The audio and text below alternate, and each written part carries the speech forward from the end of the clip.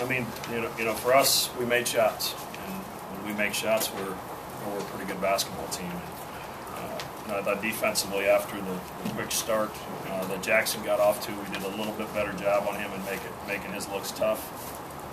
Tried to go to our bench a little bit more tonight than we have in the past couple of games, and I thought those guys did a good job for us. But we had a lot of guys step up and make shots. I was disappointed with our inability to take care of the basketball. And certainly some of that's credited to SIU. They jumped some passing lanes and were aggressive and forced us into some mistakes that we don't normally make. But we've had a rough week so far, so it's just it's good for us to get back in the win column. Questions? Great. When did it occur to you that Can we do we're Doug locked first? in? Oh, sorry. Question for Doug. Just so we can get him on it. Thank you. Doug, can you talk about just when did you know that the guys are locked in? They put the 2 losses behind them and they're focused just on tonight. I think it started a couple of days ago in practice.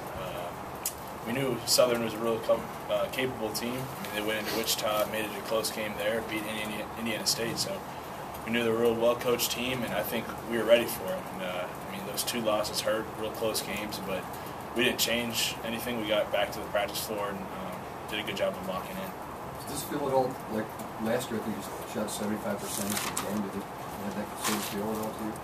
Yeah, a little bit. I mean, Ethan Rogge hit a bunch of threes like he did last year, and Jahans did the same thing. And got to give credit to them because they've been in the gym countless hours these last 2 days to get themselves ready, and we're going to need that from them the rest of the way. Why do you feel like you have such good luck here at this stadium?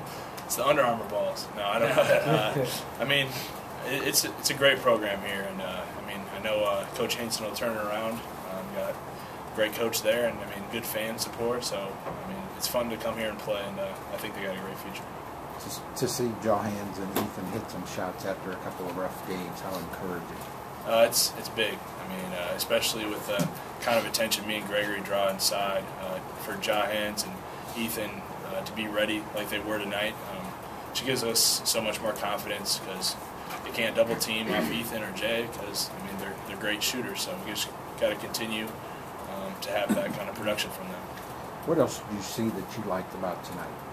I liked our defense to start. I guess we were a little sloppy there to begin, but I thought we were really focused to the details and scouting report, and we knew everything that was coming. So I'm really proud of the way we prepared for this game.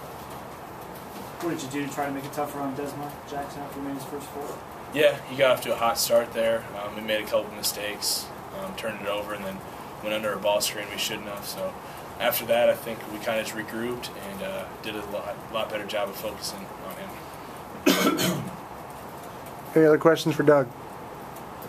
All right, thanks, Doug. We'll continue with questions for Greg McDermott. You know where you're going? Good. Before you ask a question, I hope you understand what you have in Barry Hinson.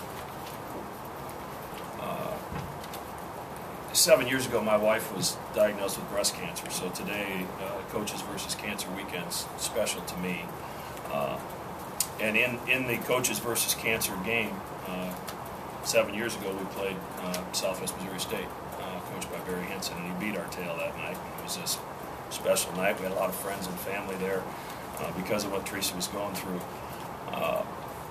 But when she was first diagnosed, she received a card or flowers or something from Barry Hinson every 10 days for the entire season. And I hope you appreciate what you had. He's one heck of a basketball coach, but his ability to coach basketball doesn't hold a candle to his integrity and what he stands for and what he's all about. And I hope you people embrace that here. It is so good for our league to have him back. And he will light a fire under this program. He will fight tooth and nail, and he'll do it the right way. And I just hope people appreciate what they have. Sometimes as fans we get caught up in wins and losses, and we forget that there's a right way to do things and a wrong way to do things, and you've got a guy in charge that's going to do everything right. Questions?